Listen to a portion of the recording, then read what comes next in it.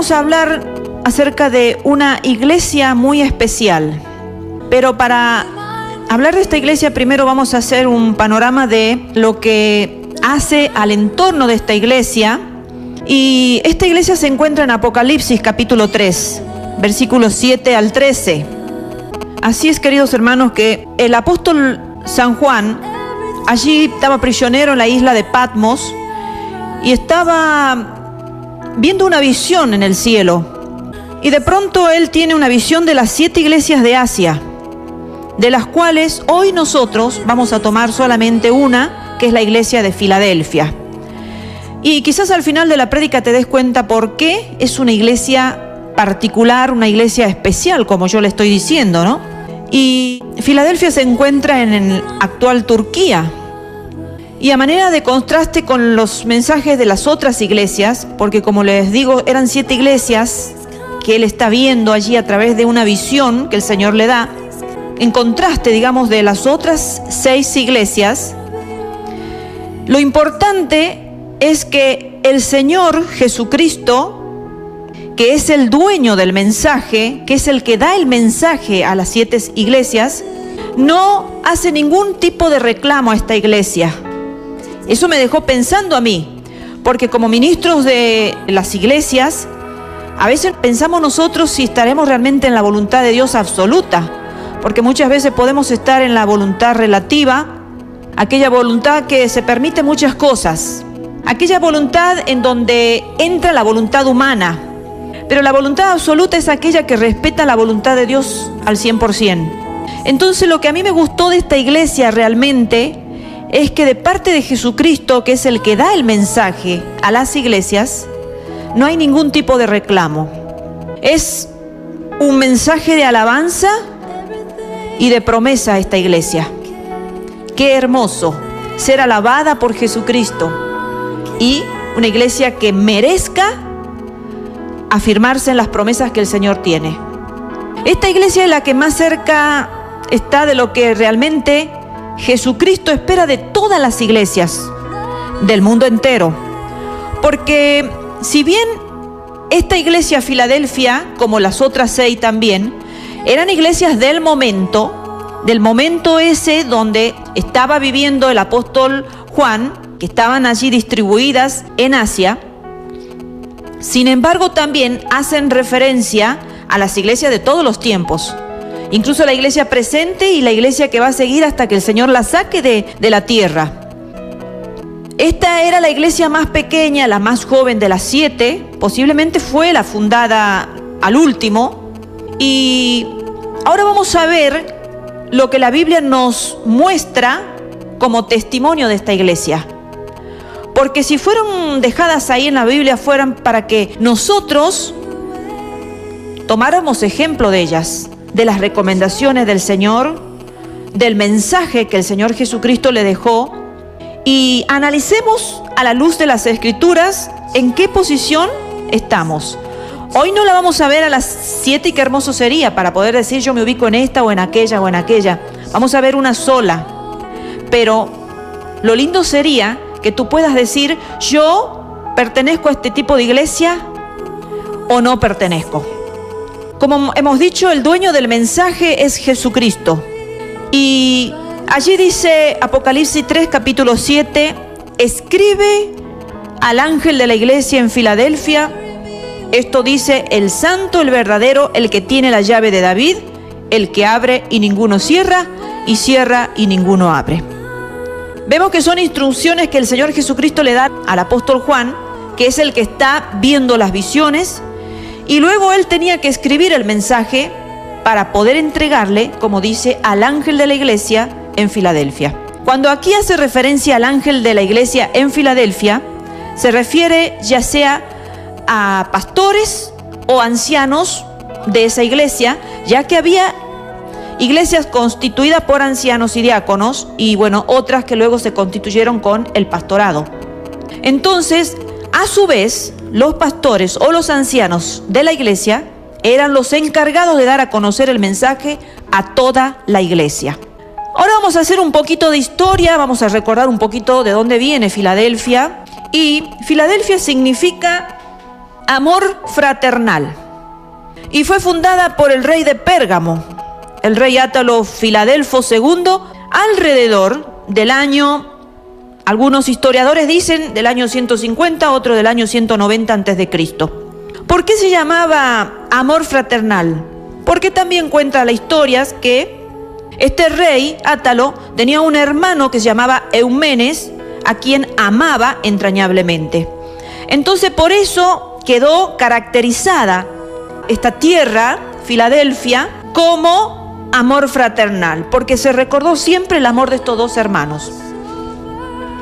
Ahora vamos a hablar un poquito de esta ciudad. La ciudad de Filadelfia sufrió frecuentes movimientos sísmicos. Y qué apropiado que es, hermanos, hablar de esto en estos tiempos. Tiempos en donde la tierra se está moviendo en distintos lugares del mundo. Son cosas que el Señor ha profetizado en su palabra, que iban a venir los movimientos sísmicos.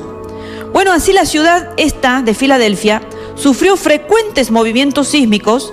Sin embargo, a pesar de eso, y a pesar de un gran terremoto que sufrió, que fue terriblemente devastador, permanece hasta el día de hoy. Y esto nos muestra, queridos, en lo espiritual, en el plano espiritual, que a pesar de todos los sufrimientos que pasa esta iglesia, porque ya vamos a ir analizando y vamos a ir destacando algunos puntos de esta iglesia, a pesar de todos los sufrimientos que pasa esta iglesia y de las destrucciones que se dan, sigue permaneciendo. Porque ya vamos a ver qué le pasó a esta iglesia. Es una iglesia que está localizada, una ciudad que está localizada a unos 60 kilómetros al sureste de Sardis. Y el nombre Filadelfia tiene un profundo sentimiento o sentido simbólico, porque ciertamente, en esa iglesia de Filadelfia, de aquella ciudad, existía el amor fraternal entre los hermanos en la fe. ¡Qué hermoso!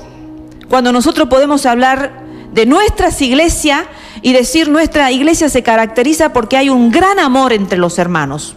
Eso nos tiene que tocar el corazón a nosotros. Tiene que ser una iglesia donde se amen entrañablemente, no se envidien, no se menosprecien los unos a los otros. No haya tiempo para la vanagloria ni jactancia, hermanos, porque hoy vemos que hay mucha vanagloria entre el pueblo de Dios. Muchas personas que porque en su misericordia y en su gracia el Señor los ha dotado de dones, empiezan a jactarse y empiezan a vanagloriarse. Es tremendo ver eso. Pero sin embargo, en esta iglesia vemos que había un amor recíproco entre todos los hermanos. Ninguno se sentía más que el otro. Entonces estaban todos en una misma posición, con distintos ministerios, por supuesto, porque el Señor para eso pone los distintos ministerios, para que la iglesia se sobreedifique y para que estén todos unidos. Lo que no puede hacer uno, lo hace el otro, y así. Bueno, amor fraternal entre los hermanos en la fe.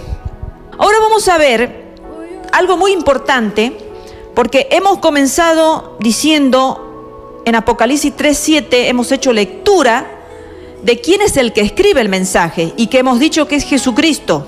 Ahora vamos a ver las características del dueño de este mensaje, que es Jesucristo, que nos puede ser de mucha ayuda a nosotros, porque el Señor nos llama a ser a imagen y a semejanza de Él. Entonces vamos a ver 3 cualidades o 3 características que están aquí nombradas en este versículo 7. Y el primero es que dice el santo. Comienza diciendo así: esto dice el santo. O sea que ahí nos está mostrando cómo es el carácter de Jesucristo. Nos muestra la pureza del carácter realmente de Jesucristo. Y por ser el santo, tiene derecho de reclamar santidad a sus seguidores también. El Señor dice: sé santo porque yo soy santo. Ahora yo me pregunto y les pregunto a ustedes, queridos amigos, queridos hermanos, cuando una persona no tiene un calificativo, como en el caso aquí de Jesucristo, que tiene el calificativo de santo, pero cuando una persona no tiene el calificativo de santo, ¿puede tener derecho a reclamar santidad en sus seguidores? No podemos reclamar lo que no tenemos, lo que no practicamos, lo que no hacemos. Una persona que es inmoral no puede pretender que en su casa su entorno sea moral. Tampoco le puede exigir a sus hijos moralidad. Un papá o una mamá inmoral, que no saben comportarse con moralidad, que no saben vestirse con moralidad delante de sus hijos, no pueden reclamarle a sus hijos lo que ellos no practican. Asimismo, en la iglesia no se puede pedir santidad si los ministros, ya sea el pastor, ya sea el maestro, ya sea el evangelista, los ancianos, los diáconos, todos los que pertenecen a los ministerios, no son santos, no viven en santidad. Entonces, para poder tener autoridad, para reclamar a las personas algo, nuestra vida nos tiene que respaldar. Y esto es lo hermoso de este mensaje a la iglesia de Filadelfia, que comienza diciendo, esto dice el santo. O sea, tiene toda autoridad para reclamar a sus seguidores que también sean santos. Por eso el Señor a sus hijos, por eso el Señor a su iglesia le dice que debe ser santa, y por eso el Señor dice que sin santidad nadie ha de ver a Dios. Porque tenemos que ser igual a quien nosotros nos vamos a unir en un matrimonio. Cuando estemos en las bodas del Cordero, se va a realizar un matrimonio, un pacto por toda la eternidad, hermanos. Ahora somos la novia, nos estamos preparando. Eso significa, la novia se está preparando para luego pasar a ser la esposa unida al Cordero y celebrar las hermosas bodas que el Señor está preparando allí en el cielo. Bien, en segundo lugar, otra característica de Jesucristo, que es el dueño de este mensaje, es que Él dice que es el verdadero. O sea, al decir que es el verdadero, significa que Él no miente, que Él no miente. Y todo lo que Él promete en su palabra se cumple. Y si no se ha cumplido todavía, es cuestión, hermanos, de tiempo para que se cumpla. Porque así como el Señor dijo que las profecías se iban a ir cumpliendo, pasaron la dispensación, pasaron los tiempos y estamos ya en el casi cumplimiento total de todas las profecías que el Señor dijo que se iban a cumplir antes de que Él venga a sacar a su iglesia de la tierra. Entonces también vemos que cuando el Señor dice que Él nos ha prometido que no nos va a desamparar, que nos va a proveer para todas nuestras necesidades. Y cuántas hermosas promesas. Miren, ¿saben cuántas promesas el Señor en su palabra nos ha dejado? 365 promesas. Prácticamente podemos decir una promesa para cada día del año que nos toca vivir. Entonces nosotros no podemos decir que el Señor nos ha dejado desprovisto. El Señor nos ha dejado promesas de las cuales Él va a cumplir en el tiempo que Él determine.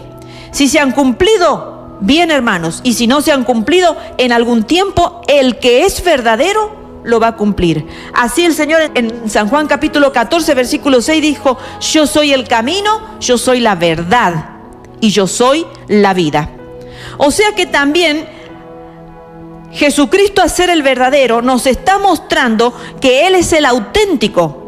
A diferencia de tantos falsos cristos que se han levantado en sus épocas, en nuestras épocas, y que se seguirán levantando en las épocas posteriores, y después incluso cuando el Señor Jesucristo saque a su iglesia de la tierra, ahí resurgirá el anticristo, el falso, puramente falso, que tratará de actuar como Jesucristo lo hizo y de engañar a la gente de ese tiempo. La iglesia verdadera ya no va a estar. La iglesia que se ha preparado para recibirlo al esposo, que hoy en el presente, en este último tiempo de la gracia se está preparando, esa iglesia se va. Pero acá en la tierra va a quedar una iglesia tibia, una iglesia que no le ha importado prepararse, que ha estado distraída, le han importado más las cosas del mundo que las cosas que el Señor dijo que nos tenían que importar, las cosas de arriba. Dice el Señor, poner la mira en las cosas de arriba y no en las de la tierra. Esa iglesia se va a quedar. Y bueno, después van a poder ser salvos, pero a través de mucho sufrimiento, de la persecución, del martirio y tiempos muy duros, como el Apocalipsis los enseña, el libro de Daniel también habla, todos los libros proféticos también nos muestran. Esos tiempos van a ser cual nunca lo hubo y nunca lo habrá. Entonces hay que tratar, hermanos, de escapar de esos tiempos. Por eso estamos en un tiempo donde hay algunos que son conscientes que el Señor viene pronto. Y hay otros que están indiferentes, más no quieren que ni siquiera se le hable de ese tema. Pero ya vamos a ver al final de esta prédica cómo cierra el Señor el mensaje a esta iglesia. Entonces, querido hermano, esto nos está mostrando que el que escribe este mensaje es verdadero, por lo tanto van a venir muchos falsos en su nombre, falsos cristos, que se van a levantar, como lo hicieron en esa época y también en la actualidad. Y como tercera característica, dice el que tiene la llave de David. O sea, el que abre y ninguno cierra, y cierra y ninguno abre. Esto nos está mostrando una descripción de la autoridad del que escribe este mensaje, la autoridad y la soberanía de nuestro Señor Jesucristo. Él tiene la llave para abrir, hermanos, y lo que Él abre dice que nadie puede cerrar, y lo que Él cierra ninguno puede abrir. Por eso dice que las puertas del Hades no prevalecerán contra su iglesia, porque muchas veces habrán guerras contra las iglesias de Jesucristo. Muchos pastores están sufriendo guerra por todos lados. Pero si el Señor ha abierto un testimonio, nadie lo va a cerrar, a no ser que el Señor lo quiera cerrar en su voluntad, en su soberanía. Pero el Señor dice aquí que lo que Él ha determinado y ha abierto, nadie lo puede cerrar. Entonces no sé para qué malgastan el tiempo alguno hablando mal de los siervos, hablando mal de las iglesias, porque si el Señor ha abierto un testimonio, nadie lo va a cerrar. El Señor lo va a mantener, aunque tengamos que pasar por dificultades, sufrimientos, aunque tengamos que pasar adversidad y persecución, como pasó esta iglesia que ya vamos a ver. Pero sin embargo, seguía adelante esta iglesia. Y el Señor no solo tiene la llave de David, sino que también en Apocalipsis capítulo 1, versículo 18 dice: Jesucristo manifestó en aquel tiempo que Él también tenía las llaves de la muerte y del Hades. O sea que lo que Él abre, ni Satanás ni cualquier ser humano puede cerrar. Y lo que Él cierra, ni Satanás ni el ser humano puede abrir. ¡Qué hermoso! El ejemplo del apóstol Pablo. El Señor le tenía preparado un terrible ministerio a este apóstol, el primer misionero que empezó a llevar el evangelio por todo Asia. Y vemos que él pasó muchas situaciones adversas y muy adversas, como naufragios, hambre, desnudez, azotes, apedreamiento, encarcelamiento y aún también hasta la incomprensión de sus propios hermanos, que sería hablar de otro tema ya, de lo que vivió el apóstol Pablo en su ministerio como misionero, porque fue un misionero por excelencia. Pero sin embargo, aunque le hicieron la guerra que le hicieron, nadie pudo pararlo a Pablo. Pablo extendió el evangelio de Jesucristo por todo Asia. Luego empezó a tener sus compañeros, Silas, Bernabé y Juan Marcos, después Lucas, y así se empezó a extender tanto el evangelio que ya una sola persona era imposible. Entonces vemos cómo Dios, cuando tiene propósitos, aunque se levante quien se levante, el propósito de Dios de llevar la palabra se va a hacer. En algunas oportunidades el Señor le dijo a Pablo que no fuera a determinado lugar. El Espíritu Santo le dijo no fuera a tal lugar y el apóstol Pablo fue obediente. Y en otras oportunidades el Espíritu Santo le decía ve a tal lugar. Y el apóstol Pablo era obediente e iba a tal lugar. ¿Qué pasaba si él desobedecía? Le iba a ir muy mal. Quizás lo iban a poner en prisión, quizás vaya a saber, hasta la muerte le esperaba. Entonces, muchas veces hubo prohibiciones, puertas que se le cerraron al apóstol Pablo y que él las respetó. Y otras que el Señor le abría y él tenía que ir, aunque muchas veces también le decía, aunque te esperan prisiones y te esperan la cárcel, se le estaba avisando que le iban a esperar esas situaciones difíciles que iba a tener que vivir. Pero lo mismo, si el Señor le abría esa puerta, él tenía que ser obediente. Y eso es lo que nos pasa a muchos siervos de Dios. El Señor nos dice, van a tener que pasar por esto. Y tenemos que aguantar, hermano, así como aguantó el apóstol Pablo, la persecución y todo lo que sabemos, porque la historia nos cuenta a través de la Biblia. Pero él fue obediente, él fue fiel al mandato. Y ahora vamos a ver cómo era esta iglesia de Filadelfia. Apocalipsis capítulo 3, versículo 8, en su primera parte comienza diciendo, el Señor Jesucristo le dice a la iglesia, yo conozco tus obras.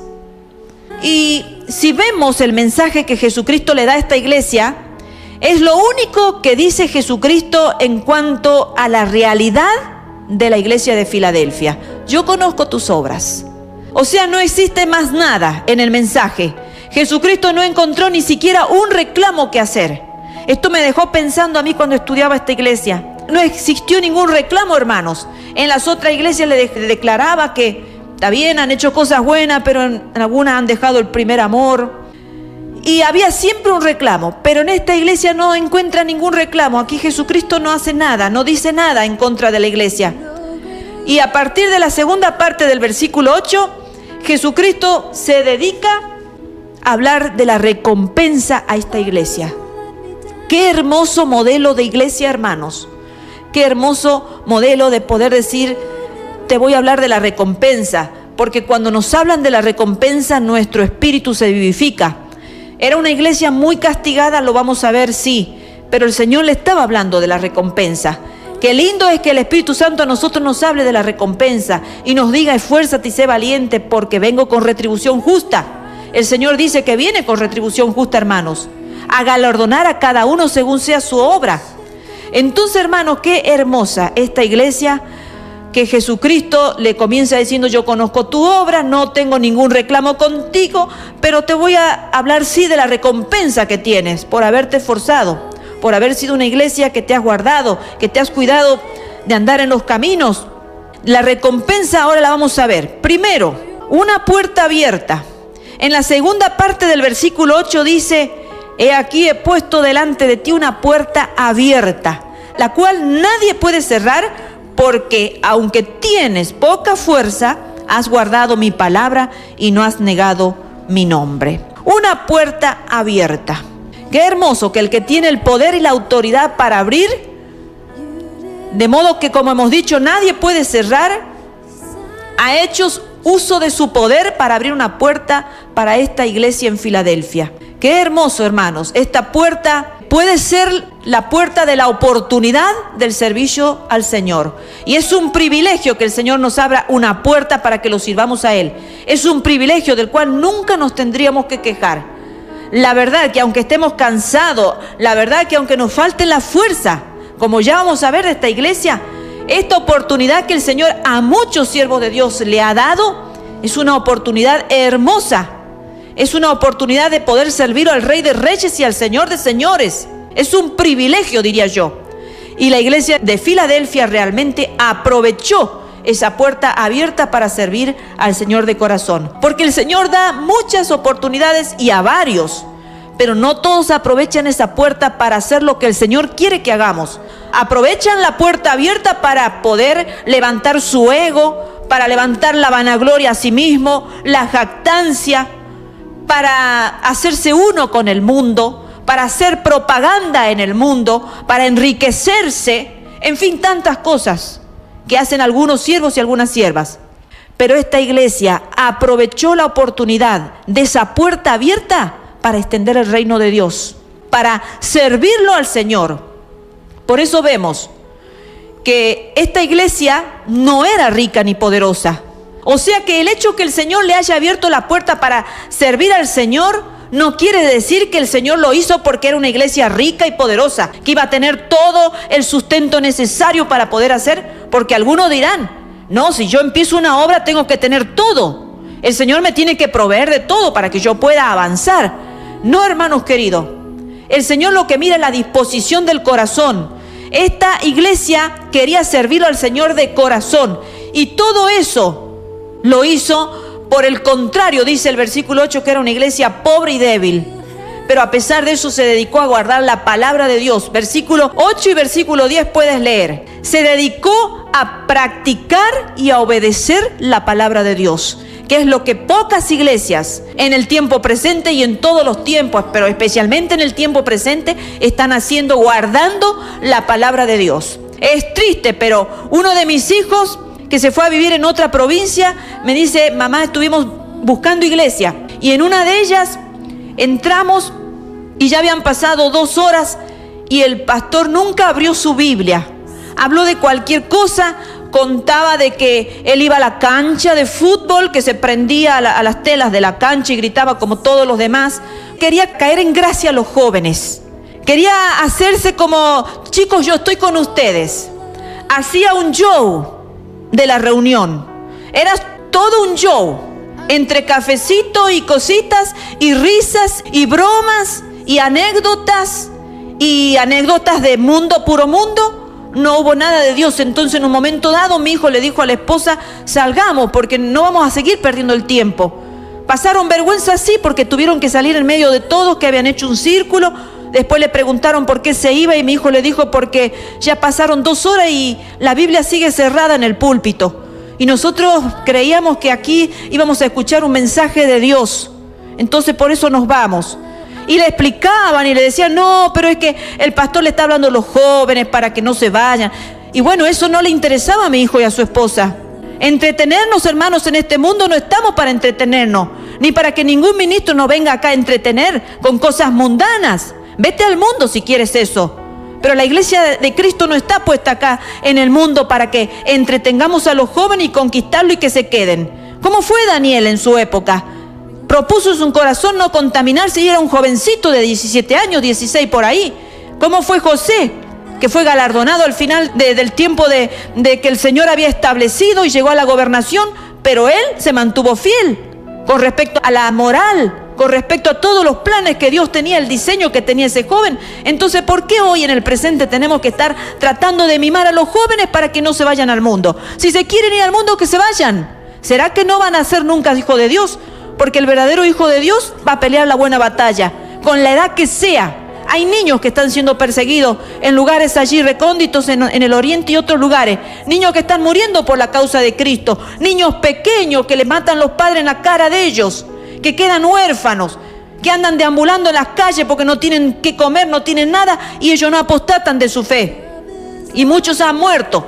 Entonces, ¿por qué tenemos que estar entreteniendo al pueblo de Dios para que no se vaya? El que quiera irse, que se vaya. La palabra de Dios hay que predicarla fidedigna, como es. Señor no vino a decir acá que hagamos show para que la gente diga, ay, vamos, qué lindo, ¿qué hará hoy día el pastor? ¿Qué anécdota divertida nos va a contar? Vamos, porque el pastor, claro, va a la cancha, también podemos ir nosotros a la cancha. Entonces no, hermanos, así no es. Esta iglesia, por todo el contrario, una iglesia que se decidió a guardar la palabra de Dios y a mantenerse fiel, hermanos. El Señor nos va a pedir fidelidad, hermanos, a Él, a su palabra, a la predicación de la palabra, como es, sin adulterarla, sin agregarle ni quitarle. Esta iglesia, versículo 8, léelo, no negó jamás el nombre de Jesucristo, ni con palabras ni con acciones, hermanos. Así tenemos que estar nosotros, la iglesia de hoy, poniendo en alto el nombre de Jesucristo, hermanos. El domingo le decía a los hermanos en la iglesia, ¿son todos cristianos? Y sí, todos levantaron la mano. Entonces, ahora viene el pensar, ¿nos estamos moviendo como cristianos? Todos decimos, somos cristianos, pero ¿vivimos como cristianos? ¿Actuamos como cristianos? ¿Hablamos como cristianos? Apocalipsis 3:9 viene la segunda recompensa para esta iglesia de Filadelfia, y es la reivindicación ante sus enemigos. Dice, aquí yo entrego de la sinagoga de Satanás a los que se dicen ser judíos y no lo son, sino que mienten. He aquí yo haré que vengan y se postren a tus pies y reconozcan que yo te he amado. La iglesia de Filadelfia no tenía una vida cómoda, hermanos. Nada que ver. Como muchas iglesias en el presente son agraciadas porque tienen vidas cómodas. Sí, muchas. Esta iglesia sufría de constante asedio y oposición. No solo del Imperio Romano, que siempre estuvo allí asediando a la iglesia de Cristo, sino también de una sinagoga judía que estaba ahí en la misma ciudad. Y esta sinagoga, versículo 9, se jactaba de ser pueblo escogido de Dios, pero sin embargo estaba despreciando a los hermanos de la iglesia de Filadelfia. Pero Jesucristo dice que estos judíos, que no eran ante los ojos de Dios verdaderos judíos, porque si le dice que era una sinagoga de Satanás, es porque no eran judíos, y que esa sinagoga no era una verdadera sinagoga, desde luego, sino que eran judíos mentirosos en una sinagoga que era una sinagoga de Satanás. Entonces, por eso fueron entregados por Jesucristo a que se postren ante la iglesia de Filadelfia. No, obviamente para adorarla, porque la Biblia dice que hay un solo Dios a quien debemos adorar.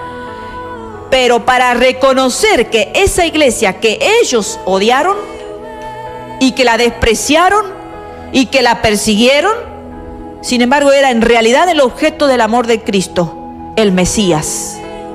Fíjense en que esta reivindicación de la iglesia de Filadelfia se da. Y querido hermano, quizás tú estás pasando por muchas persecuciones. Tu iglesia está pasando por muchas persecuciones, tienes muchos enemigos. Pero el Señor te tiene una recompensa si te mantienes fiel como la iglesia de Filadelfia. Si guardas la palabra de su paciencia, entonces el Señor va a hacer que estén postrados delante de ti tus enemigos el día de mañana. Y van a tener que reconocer que tú eres el objeto del amor de Jesucristo. Porque somos amados, porque hemos sido guardados. Entonces a seguir peleando la buena batalla, hermano, porque tiene su recompensa. Así como el Señor los puso en vergüenza a los enemigos, esos que decían ser verdaderos, pero que no eran verdaderos. Y como en el presente hay muchos que dicen ser verdaderos, pero son templos de Satanás. Son templos de Satanás, mienten, no son verdaderos, no son cristianos. Entonces esos el día de mañana verán cuando las iglesias verdaderas, el Señor las pondrá en alto, hermanos. Porque viene el tiempo donde el Señor va a poner en alto, viene con retribución justa el Señor. Para recompensar, para avergonzar a todos aquellos mentirosos. Y para que reconozcan que aunque hemos pasado tribulaciones, angustia y persecución, hemos sido el objeto del amor de nuestro Dios. Tercera recompensa de esta iglesia de Filadelfia es la liberación del juicio divino, versículo 10. Liberación del juicio divino que va a venir sobre la tierra. Apocalipsis 3, versículo 10 dice: por cuanto has guardado la palabra de mi paciencia, yo también te guardaré de la hora de la prueba, que ha de venir sobre el mundo entero, para probar a los que moran sobre la tierra. Fíjense, hermano, que el libro de Apocalipsis más adelante describe esa prueba. Ahí puedes leer todo el Apocalipsis y te describe esa prueba que es la gran tribulación, que va a venir sobre el mundo entero para probar, como dice, a los que moran sobre la tierra. Es la gran tribulación. Va a ser un tiempo terrible, pero los verdaderos creyentes, como esta iglesia de Filadelfia, no van a estar presentes en el mundo cuando Dios derrame toda su ira sobre el mundo entero. La iglesia de Jesucristo va a ser sacada, hermanos, porque acá su palabra lo dice, que van a ser guardados de la hora misma cuando comience esa prueba o la tribulación. Y este es un fuerte testimonio, hermanos, para estar confiados y seguros que el Señor no nos va a hacer pasar por la gran tribulación. Va a ser el rapto antes, o el arrebatamiento, como le quieras llamar, cuando el Señor nos saque de aquí la iglesia de la tierra. La iglesia es pretribulacional, hermanos. La iglesia no va a sufrir, va a ser arrebatada justo antes que comience la tribulación. La iglesia no va a pasar ni siquiera ni por un poquito, ni por 1 o 2 años, no, ni por la mitad de la tribulación, por nada, hermanos. Jesucristo dice que la va a guardar de la hora misma cuando comience la tribulación. Ese es el premio para los creyentes verdaderos, para esos creyentes que muestran realmente ser veraces en su fe, porque han guardado la palabra de su paciencia, la paciencia de Jesucristo. Y Dios es verdadero y lo que Él dice lo va a cumplir. Si tú guardas la palabra, tú obedeces la palabra, tú te comportas como enseña la Biblia que debemos comportarnos los verdaderos, entonces el Señor nos va a librar de la hora de prueba terrible que va a venir sobre este mundo. Tan terribles las cosas que están sucediendo, los terremotos, las langostas devastadoras. Están haciendo perder tanto capital a muchos que tienen las tierras y están devastando. Imagínense en lo que va a ser esos tiempos, donde el Señor habla de todos los juicios que van a haber sobre la tierra, el sol, la luna. Es tremendo, hermanos. Las aguas transformadas en sangre, en ajenjo, aguas amargas, no se va a poder tomar agua. Se van a morir de sed. El sol va a ser tremendo. Van a quedar todos con las cuencas, dice, carbonizadas. Entonces, hermanos, esos tiempos el Señor no nos va a dejar vivir a la iglesia, a la esposa, a la novia que se está preparando. Cuarta recompensa, versículo 12. Esto nos muestra, dice, al que venciere, yo lo haré columna en el templo de mi Dios, y nunca más saldrá de allí, y escribiré sobre él el nombre de mi Dios y el nombre de la ciudad de mi Dios, la nueva Jerusalén, la cual desciende del cielo de mi Dios, y mi nombre nuevo. Qué posición gloriosa va a tener esta iglesia en el cielo, hermanos. Miren qué privilegio. Muchos se esfuerzan por tener privilegios acá en la tierra. ¿Y qué no hacen? Estudian, se pasan largas horas estudiando, se esfuerzan, hacen horas de trabajo extra para poder tener un mejor trabajo y demás, un mejor nivel y tantas cosas que hace el ser humano acá en la tierra para poder tener una posición mejor. Pero sin embargo, hermanos, la posición que todo cristiano debe anhelar, una posición gloriosa, es allá en la eternidad, hermanos, allá en la eternidad. Bien, ¿quiénes son los vencedores? Son los creyentes verdaderos. Ellos serán hechos, en primer lugar, miren qué privilegio, hermanos, columna del templo de Dios. No es un templo terrenal, sino celestial, hermanos. Esto significa que cuando uno se imagina una columna, es algo que sostiene, algo estable, algo que está, que todo está firmado en esas columnas. Bueno, así van a ser los vencedores de esta iglesia, hermanos. Miren qué privilegio tan tremendo. Jesucristo dice que Él va a escribir sobre ellos el nombre de Dios. Eso significa que el carácter de ellos va a ser semejante al carácter de Dios, hermanos. Y el nombre indica el carácter. Y Jesucristo va a escribir sobre ellos el nombre de la Nueva Jerusalén. ¡Qué hermoso, hermanos! Eso nos da de pensar lo que dice Apocalipsis 21, capítulo 2, que dice: y yo, Juan, vi la santa ciudad, la Nueva Jerusalén, descender del cielo de Dios, dispuesta como una esposa ataviada para su marido. Miren, hermanos, qué hermosura. Que nosotros, aquí el Señor nos está haciendo alusión que vamos a llevar el nombre de la Jerusalén, de la Nueva Jerusalén, o sea, de la esposa. O sea, esa iglesia va a estar identificada como la esposa, hermanos, como la esposa del Cordero, porque Él la ve descender como la esposa ataviada. Y Jesucristo escribirá sobre ellos su nombre nuevo. Bien. Entonces miren las recompensas a la iglesia de Filadelfia. Miren si no vale la pena, hermanos, guardar la palabra de su paciencia. Miren, hermanos, si no vale la pena ser creyentes verdaderos. Si no vale la pena prepararse para cuando el Señor venga a sacarla a la iglesia de la tierra. Y al final del mensaje que deja esta iglesia, solo deja una advertencia el Señor Jesucristo, que dice en Apocalipsis capítulo 3, versículo 11 y 13, dice: he aquí yo vengo pronto. Retén lo que tienes para que ninguno tome tu corona. El que tiene oído, oiga lo que el Espíritu dice a la iglesia. Miren, hermano, el Señor ya le estaba diciendo a esa iglesia: he aquí yo vengo pronto. Y los hermanos muchos se enojan de que uno predique que Jesucristo viene pronto. Si a esa iglesia de ese tiempo y de todos los tiempos el Señor dice: he aquí yo vengo pronto, nosotros también tenemos que predicar el mensaje de Jesucristo y decir: he aquí yo vengo pronto. Porque el Señor, ese es el mensaje que nos ha mandado que prediquemos, que Él ya viene pronto a buscar a su iglesia para que en todos los tiempos nos estemos preparando. Porque claro, entonces algunos dirán: bueno, que se preparen las de los últimos tiempos. Nosotros viviremos y algún día moriremos y listo, vivamos como quieramos. Total, algunos dicen la gracia de Dios, el amor de Dios que todo lo perdona, hagamos lo que queramos. Así predican algunos, ¿no es cierto? Y bueno, la última iglesia, la que se va con Jesucristo, la que no va a haber muerte, entonces esa iglesia que empiece a predicar que Jesucristo viene pronto. Pero no, hermanos, desde ese tiempo Jesucristo dice: he aquí yo vengo pronto. Y le dice a esta iglesia: retén lo que tienes para que ninguno tome tu corona. Esa es la advertencia que le da. Jesucristo está pronto, hermanos, a venir para poder liberar a su iglesia del juicio que Dios va a derramar sobre este mundo.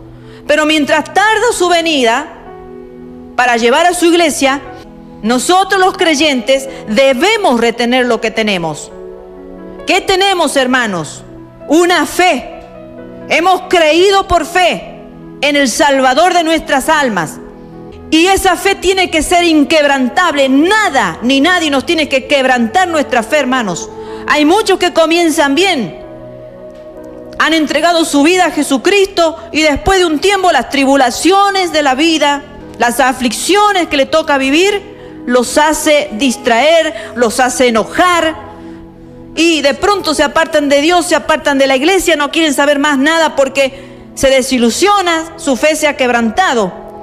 Pero al que tiene una fe inquebrantable y un buen testimonio, hermanos, esos creyentes, nadie le va a poder tomar su corona. Porque acá el Señor le dice, retén lo que tienes para que ninguno tome tu corona. Tu corona de fe, de buen testimonio, hermano. Cuídate en esta vida, vale la pena. Vale la pena, hermano, porque esto hará que nadie pierda su recompensa en el tribunal de Cristo, que ya hemos hablado en prédicas anteriores. Los creyentes vamos a pasar por el tribunal de Cristo para recibir recompensas, ya sea para ganancia o para pérdida.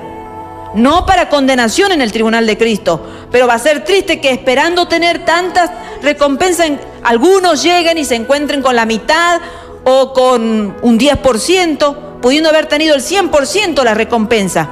Entonces, los que tienen oído espiritual para discernir las cosas espirituales deben mantenerse bien atentos a este mensaje que el Señor Jesucristo ha dejado a la iglesia de Filadelfia, porque esta es la iglesia del arrebatamiento, queridos hermanos.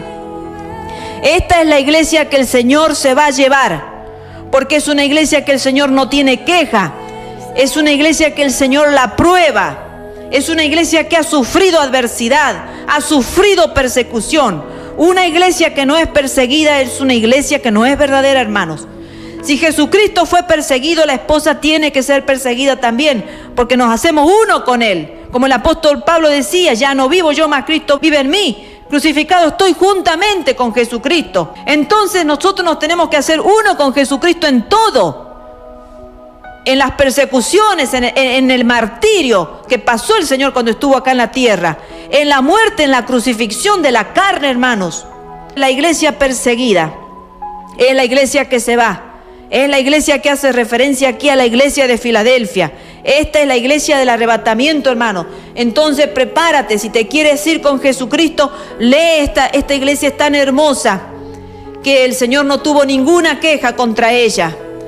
Qué lindo va a ser que nuestras iglesias tampoco tengan, que el pastor pueda salir aprobado en el tribunal de Cristo y le diga al Señor que has hecho tu buena obra, has perseverado hasta el fin, has prevalecido. Aunque has estado débil, lo mismo has seguido adelante, lo mismo has predicado el Evangelio.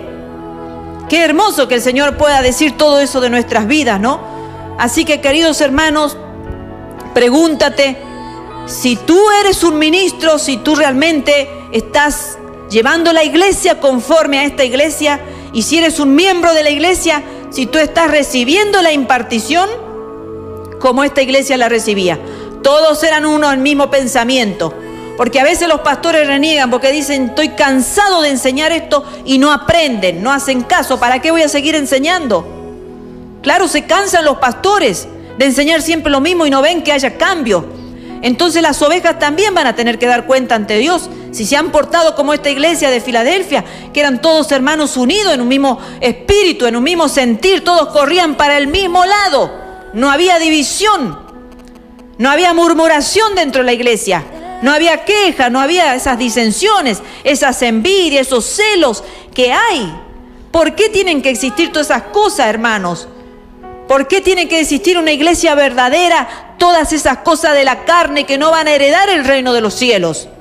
Nos preparemos todo para irnos con el Rey de Reyes y con el Señor de Señores. Y para poder, muy pronto, hermano, porque el Señor viene pronto, para poder recibir la recompensa que el Señor tiene reservado para cada uno de aquellos que se han mantenido fiel. El Señor nos va a recompensar acá en la tierra y también allá en la eternidad. Miren el privilegio de esta iglesia, columna, el nombre de Dios escrito en su frente, el nombre de Jesucristo, el nuevo nombre de Jesucristo, y el nombre de la Jerusalén como identificativo de la esposa del Cordero. Vale la pena, hermanos, tener un privilegio allá en el cielo. ¿Qué importa el tiempo que pasemos acá en la tierra? Serán unos cuantos años más, no sé, 10 años, no sé cuántos años más. El Señor nos saca de esta tierra y nos vamos al goce por toda una eternidad.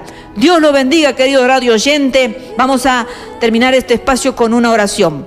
Padre nuestro que estás en los cielos, Santificado sea tu nombre, oh Dios. Venga tu reino y hágase tu voluntad, así como en los cielos, así también en la tierra. Señor, que tu voluntad se haga en las iglesias, mi Dios. Que prediquen tu palabra fiel y verdadera, digna de ser recibida por todo, como dice, Señor. Que no adulteremos la doctrina verdadera, que no pasemos a ser templos de Satanás, como esta sinagoga que el Señor la llamó sinagoga de Satanás, sino que podamos ser como la iglesia de Filadelfia, una iglesia asombrosa, una iglesia especial, Señor, una iglesia que va a tener su recompensa, una iglesia amada por el Señor. Padre, haznos ser conscientes que estamos haciendo acá en la tierra, que estamos haciendo, Señor, en estos últimos tiempos de tu gracia. Danos, Señor, una conciencia de pecado, para que nos arrepintamos en tu presencia, Señor, para que cada vez los altares de la iglesia sean más altares de arrepentimiento, Señor Dios mío, para que preparemos nuestra vestidura, para que tú, Señor mi Dios, cuando nos lleves, podamos ir al gozo eterno del Señor, como dice tu palabra. Entra, buen siervo fiel, en el gozo de tu Señor.